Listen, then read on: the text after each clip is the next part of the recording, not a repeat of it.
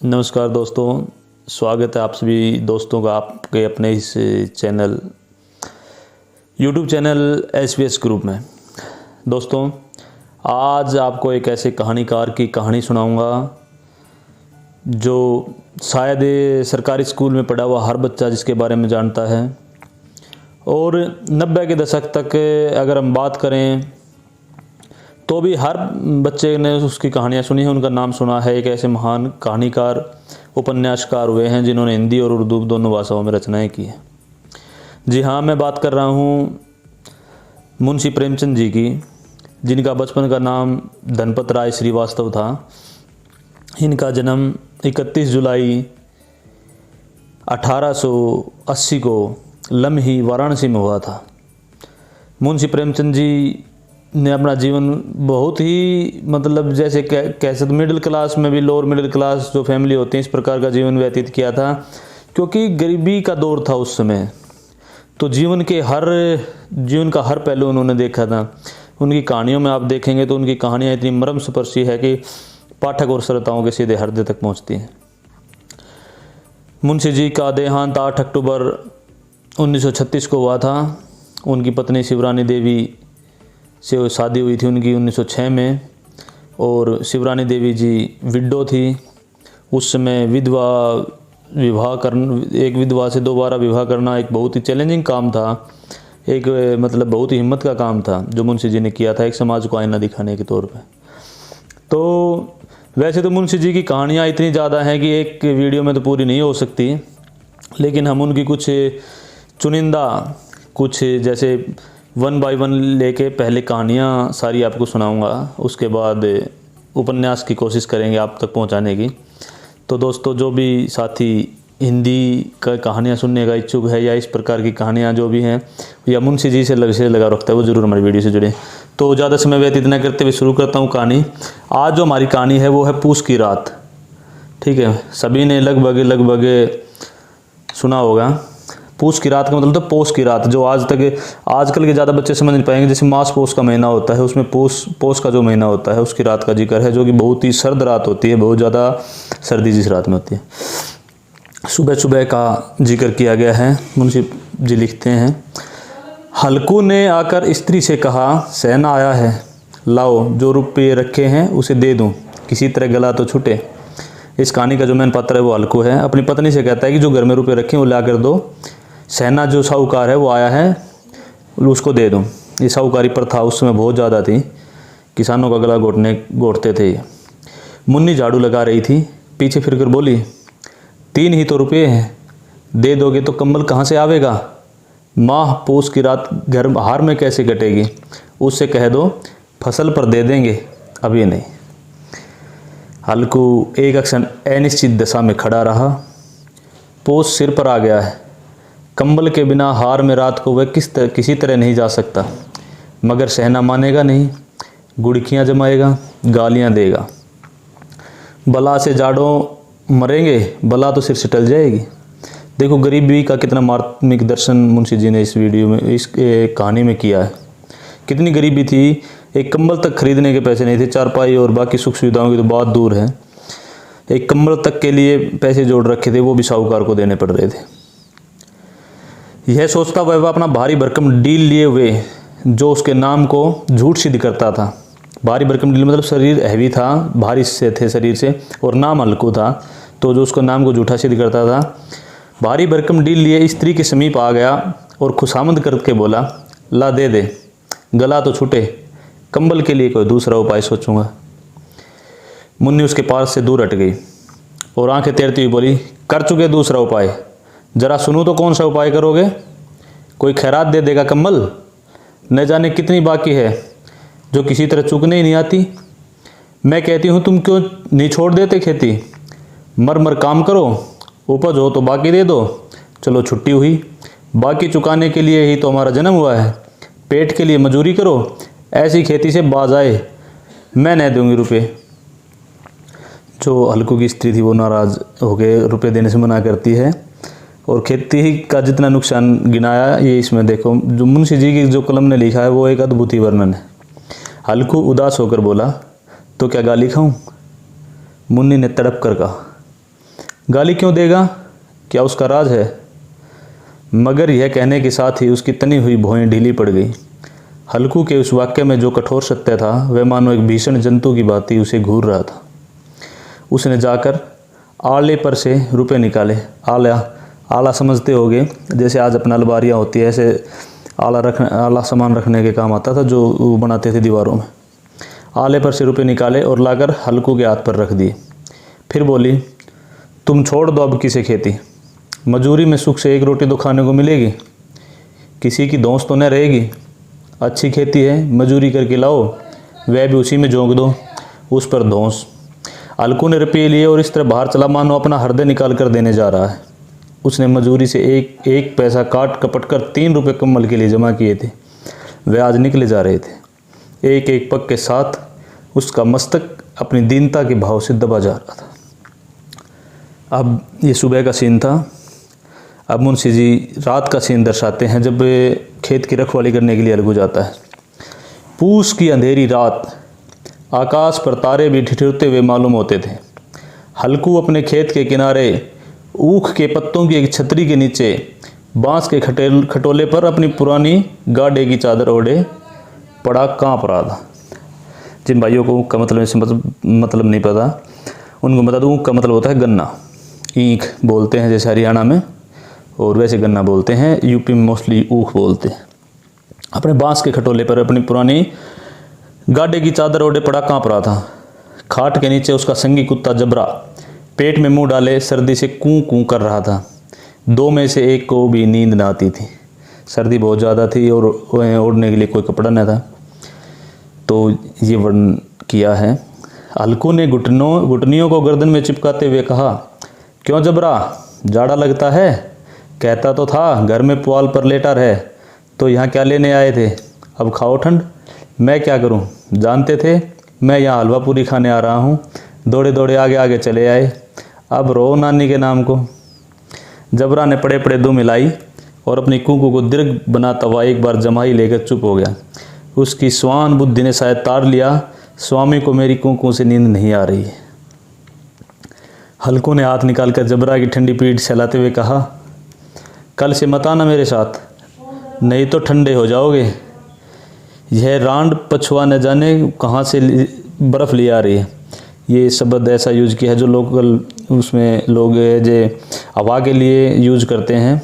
पछुआ हवा के लिए यूज किया गया है। ठंडी पछुआ हवा चल रही थी जो पश्चिम दिशा से आती है। तो हल्कू कहता है कि पछुआ न जाने कहाँ से बर्फ़ लिए आ रही है, मतलब बहुत ज़्यादा सर्द लग रही थी हवा। उठूँ फिर एक चिलम भरूँ, किसी तरह रात तो कटे। 8 चिलम तो पी चुका।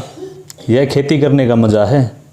और एक एक भगवान ऐसे पड़े हैं जिनके पास जाड़ा जाए तो गर्मी से घबरा कर भागे। मोटे मोटे गद्दे, लिहाफ, कम्बल, मजाल है जाड़े का गुजर हो जाए। तकदीर की खूबी, मजूरी करें हम, मज़ा दूसरे लूटें। तो उस समय की खेती किसानी की और मजदूरी की जो एक आम किसान की दयनीय हालत थी उसका वर्णन किया है मुंशी जी ने। बड़ा ही मार्मिक है। हल्कू उठा, गड्ढे में से जरा सी आग निकालकर चिलम भरी। जबरा भी उठ बैठा। हल्कू ने चिलम पीते हुए कहा, पिएगा चिलम? जाड़ा तो क्या जाता है, जरा मन बहल जाता है। जबरा ने उसके मुंह की ओर प्रेम से छलकती हुई आंखों से देखा।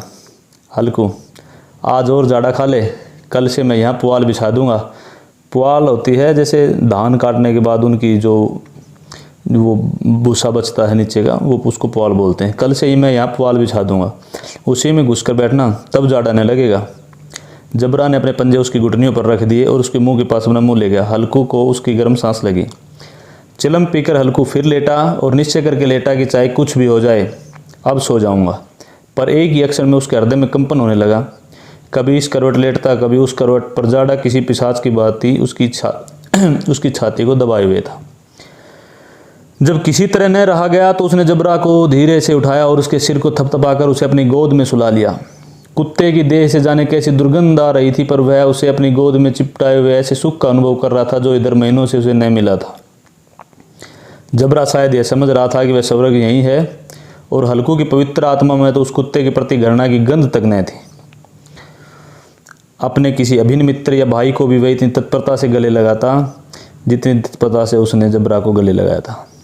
वह अपनी दीनता से आहत न था जिसने आज उसे इस दिशा को पहुंचा दिया।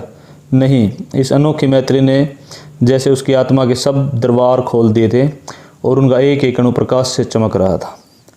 सहसा जबरा ने किसी जानवर की आहट पाई। इस विशेष आत्मीयता ने उसमें एक नई स्फूर्ति पैदा कर दी जो हवा के ठंडे जोगों को तुच्छ समझते थे। जो जबरा नाम का कुत्ता था जो हल्कू के पास लेटा हुआ था, उसे जब हल्कू उसको अपने गोद में लेके सो जाता है तो उसे कुछ आहट सी महसूस होती है किसी जानवरों के आने की खेत में।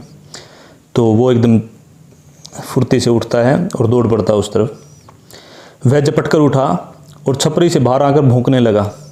हल्कू ने उसे कई बार चुमकार कर बुलाया पर वह उसके पास ना आया। हार में चारों तरफ दौड़ दौड़ कर भौंकता रहा। एक क्षण के लिए आ भी जाता तो तुरंत ही फिर दौड़ता। कर्तव्य उसके हृदय में अरमान की बातें उछल रहा था। 1 घंटा और गुजर गया। रात ने शीत की हवा से धधकना शुरू किया। हल्कू उठ बैठा और दोनों घुटनों को छाती से मिलाकर सिर को उसमें छिपा लिया। जो पोष की रात होती है, कितनी सर्द रात होती है, उसका वर्णन इस कहानी में कितने सटीक तरीके से मुंशी जी ने किया है, ये आप देखो। फिर भी ठंड कम न हुई। ऐसा जान पड़ता था सारा रक्त जम गया है। धमनियों में रक्त की जगह हिम बह रहा है। उसने झुककर आकाश की ओर देखा। अभी कितनी रात बाकी है। शपथ ऋषि अभी आकाश में आधे भी नहीं चढ़े। ऊपर आ जाएंगे तब कहीं सवेरा होगा। अभी पहर से ऊपर रात है। देखो, पुराना जो टाइम की गणना करने का, समय देखने का तरीका भी यहाँ बतलाया गया है। घड़ी नहीं होती थी खेती करने वाले किसानों के पास वो तब, तो रात को देख के कि शपथ ऋषि अभी कितने चढ़े हैं, तारों को देख के अंदाज़ा लगाते थे। दिन में सूरज को देख के अंदाज़ा लगाते थे कि टाइम कितना हुआ है। तो हल्कू सोचता कि अभी पहर से ऊपर रात है। हल्कू के खेत में से कोई एक गोली के टप्पे पर आमों का एक बाग था। पतझड़ शुरू हो गई थी। बाग में पत्तियों का ढेर लग चुका था।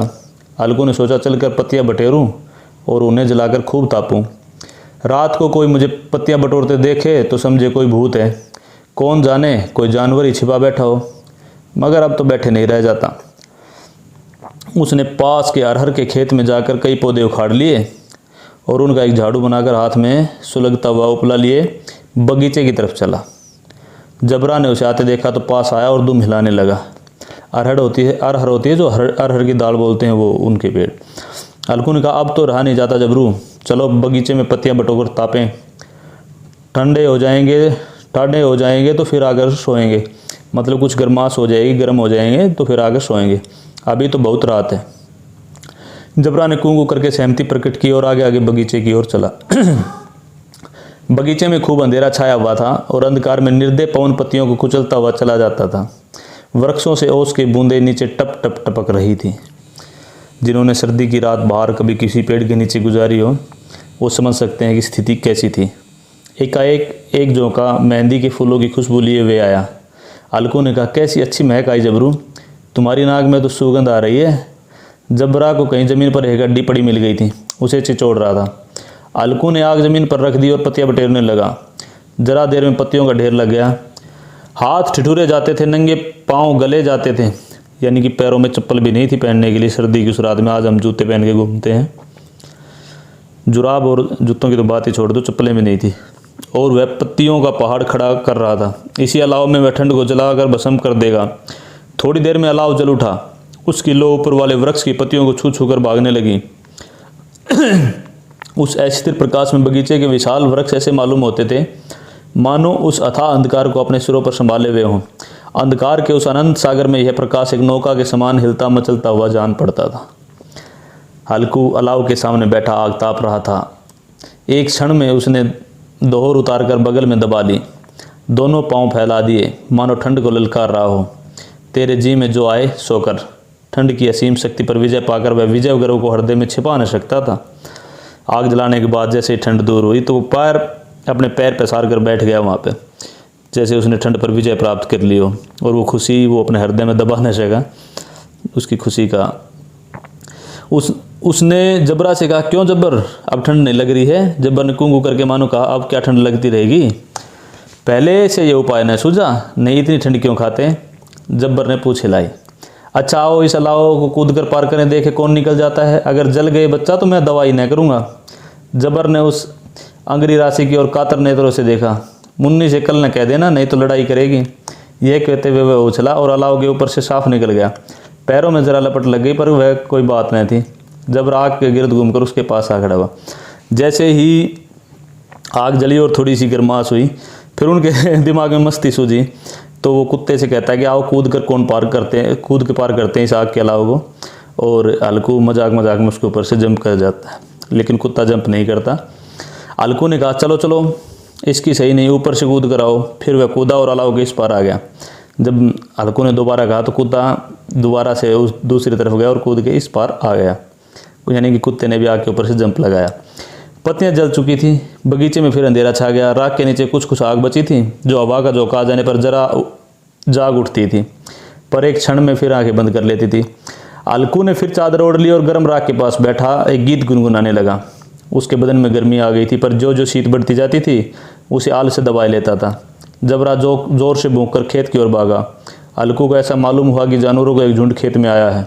शायद नीलगायों का झुंड था। उनके कूदने दौड़ने की आवाज़ें साफ कान में आ रही थी। फिर ऐसा मालूम हुआ कि खेत में चर रही है। उनके चबाने की आवाज़ चर चर सुनाई देने लगी। उसने दिल में कहा, नहीं, जबरा के होते कोई जानवर खेत में नहीं आ सकता। नोच ही डाले, मुझे भरम हो रहा है। कहाँ, अब तो कुछ सुनाई नहीं देता। मुझे भी कैसा धोखा हुआ। उसने ज़ोर से आवाज़ लगाई, जबरा जबरा। जबरा भौंकता रहा, उसके पास ना आया।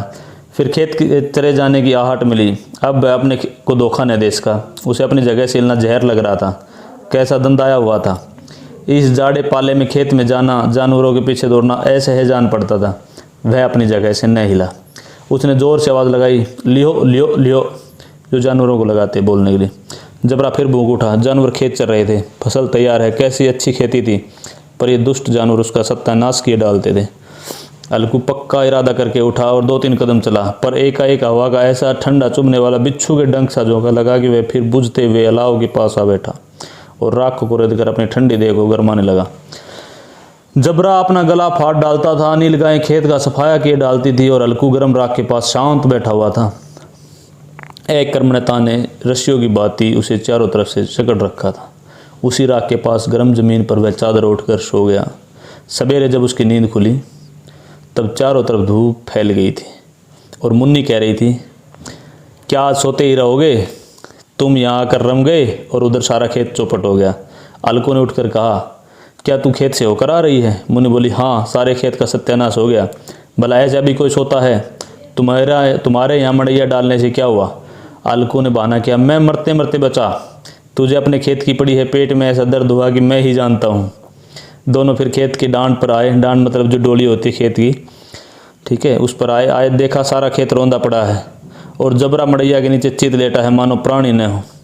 दोनों खेत की दशा देख रहे थे। मुन्नी के मुख पर उदासी छाई थी, पर अलकू प्रसन्न था। मुन्नी ने चिंतित होकर कहा, अब मजूरी करके मालगुजारी भरनी पड़ेगी। अलकू ने प्रसन्न मुख से कहा, रात को ठंड में यहाँ तो न सोना पड़ेगा।